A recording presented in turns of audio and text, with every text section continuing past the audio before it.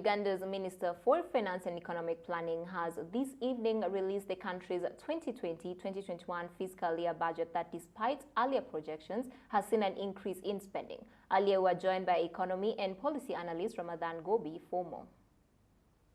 On everybody's mind right now is how government is going to respond to the COVID-19 pandemic and support the businesses, support people, but also support the sectors in the economy which drive or supporting the economy, so that we can be able to not, undergo a bad or a terrible time of recession. So everybody's expectation is, how is government going to use this budget to respond to the challenges which have been created by the pandemic? And the other side, there is also expectation, because this is the first year of implementing the third National Development Plan for Uganda. So everybody is also expecting government to highlight a few of those priorities and see how we drive them despite this kind of disruption caused by COVID. Yeah, now, how much of this budget should we expect to be sourced locally? And looking at the revenue collection means that the Treasury is currently looking at?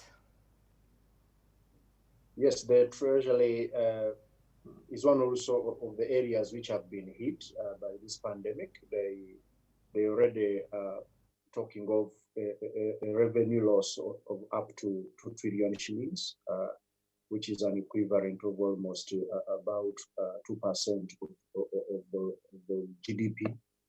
And therefore, they are looking at ways how they can be able to patch up that, and yet people also need more kind of support in form of tax relief. So the businesses are already not able to perform well to pay tax, but also even those few that are performing expect tax relief. So we are downgrading this proportion of domestically generated revenue to about now 44% of the budget, from over about 52%, which they thought they will be able to generate. Yeah, would you say that there is a reason for concern with the growing public debt to the GDP ratio in the country? Uganda has been one of those countries which haven't been in a crisis yet, as far as the public debt is concerned, at least in terms of the proportion of the debt to GDP. But when it comes to the interest repayment, we already paying 20% of our budget, rather of our revenue, not the budget, of our revenue, which we generate here locally, as interest, repayment for this debt. So, and that's the proportion which is paid by countries which are already in debt distress in sub-Saharan Africa and other regions. So there have been concerns amongst the public on the rapid growth of the debt, and also particularly this debt being bilateral, the one which has been growing quite faster, especially with China, like everybody else in Africa. So that concern is still there, and it is likely, to remain there. Although the recent debt which has been acquired in the heat of this, pandemic, is mainly concessional debt, which has been gotten from World Bank, from IMF. We also expected some money from ADB, but according to the Treasury sources I have, that's not so likely now. So the main now worry is, are we going to get a debt relief kind of, so that we can be able to also save some money and invest it in the development and also in the recovery of the economy. Yeah, you've just touched on getting a debt relief with worries. And where does the country stand when you look at the tax to GDP ratio, and what could be done to increase this? Yes, the tax to GDP ratio has always been quite lower in Uganda compared to the region, even the peers, the neighbors.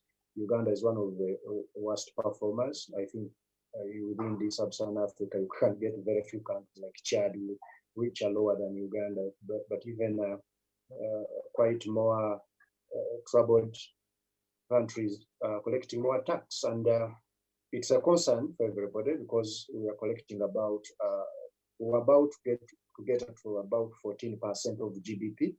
But then last year, late last year, the Uganda Bureau of Statistics rebased the GDP, and that led to the increase of the GDP by about 6 percentage points, and that led to also a dent in the already poorly performing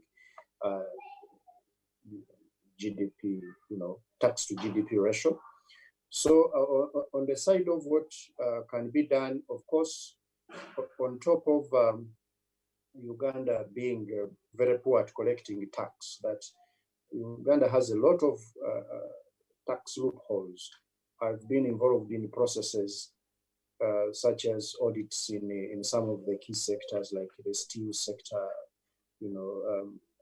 and there's a lot of under-declaration in the tax, or I mean of the tax by the farms. A recent study also indicated that about Uganda loses about 4 percentage points of tax to GDP ratio through VAT leakages. Now, Ramathan, before I let you go, you just touched on improving the tax administration in the country. In just a few words, is there expectation of reduction of excess duty?